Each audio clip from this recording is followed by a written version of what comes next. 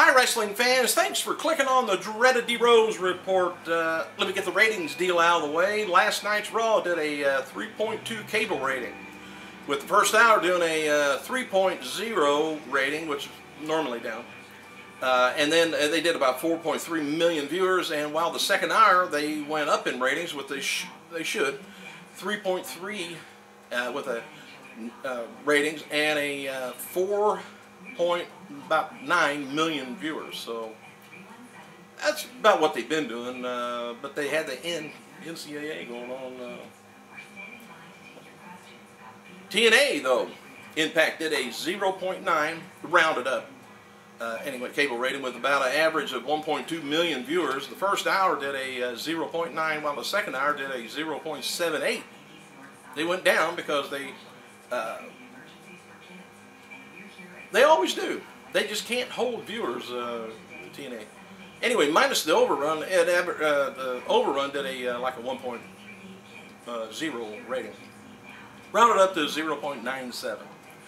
TNA's highest rated hour, though, or quarter hour, came when Jeff Hardy was saving RVD, I guess, and Rick Rude attacking Hardy, and Christy Hemmings' interview with the Knockouts, Rob Terry versus Homicide, and the start of the Knockouts Lockbox Challenge.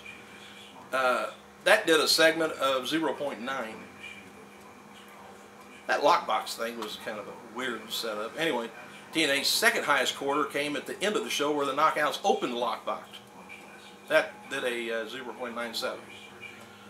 Current OVW star, if you keep track of them over down in Louisville, was Andrew LaCroix, which was backstage.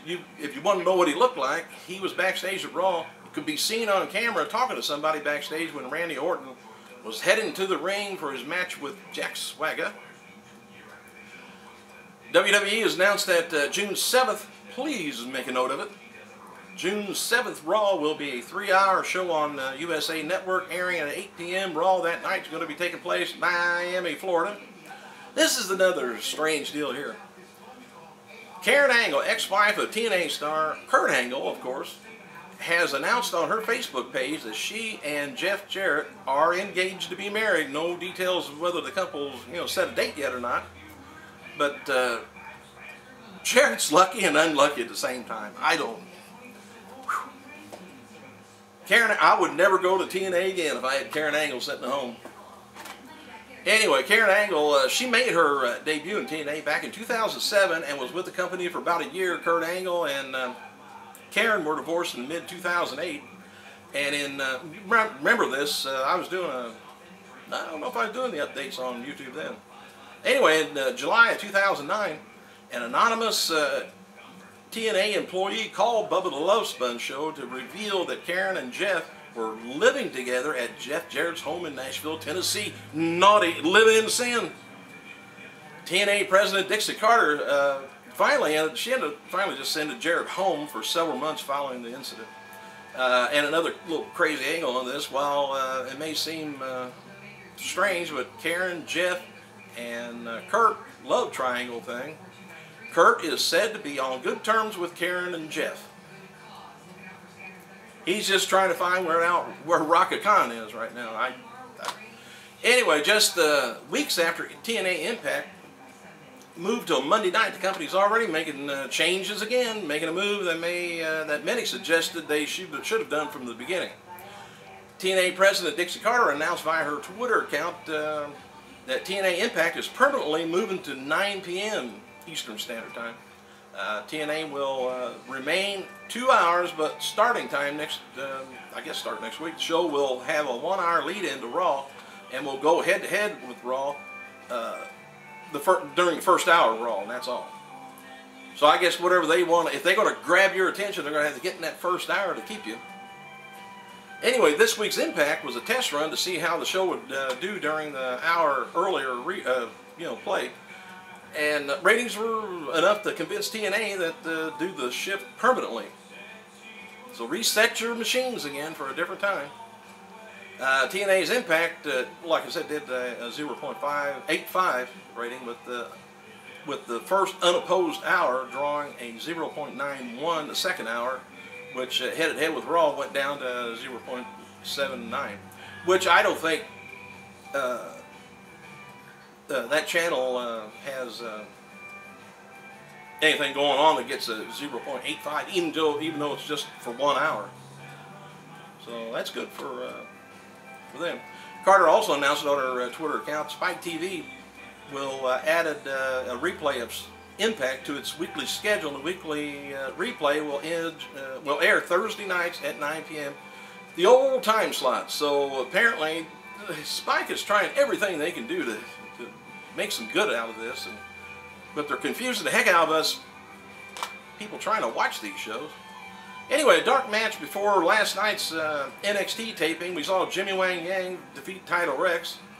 Yeah, both of them still there.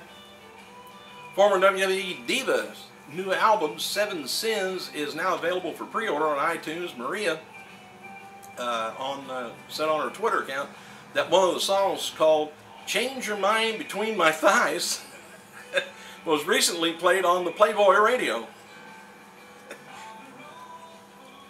Let me try it. Woo!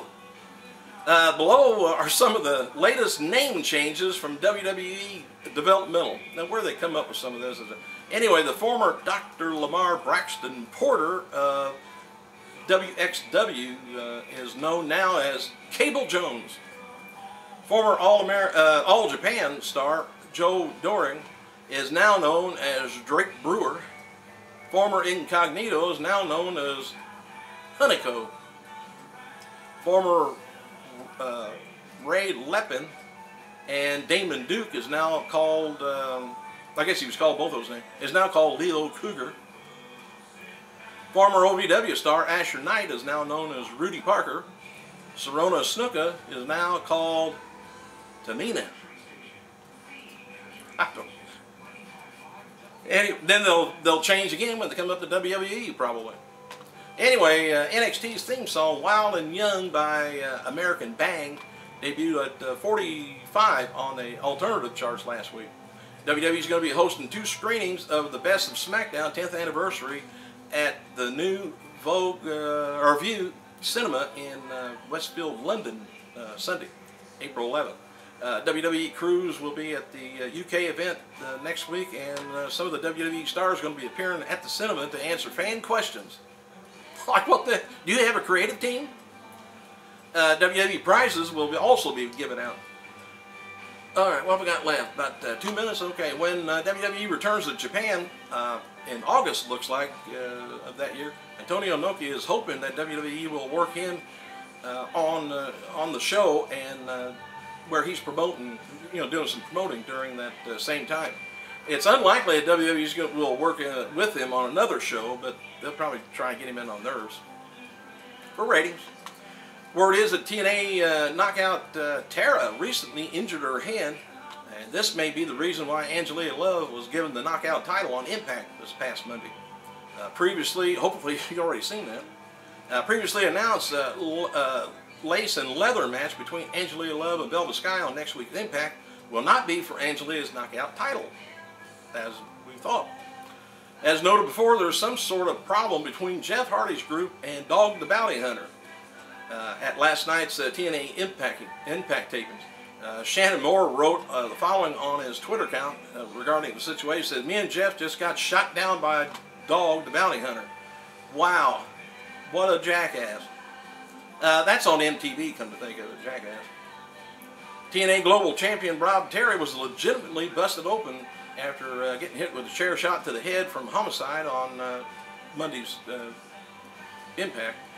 And Wolfpack versus Team 3D for the first time ever will take place Monday Impact, and the show will be taped tomorrow night in Orlando. Angelina Love's new belt and a strange lockbox gimmick says she's going to be defending the belt against Velvet Sky on Impact. Well, I told you about that. Below the card is, well, I got the card for next week's Impact, but Hope versus AJ Styles, but I'm about ready to run out of time, so guess what? I gotta go.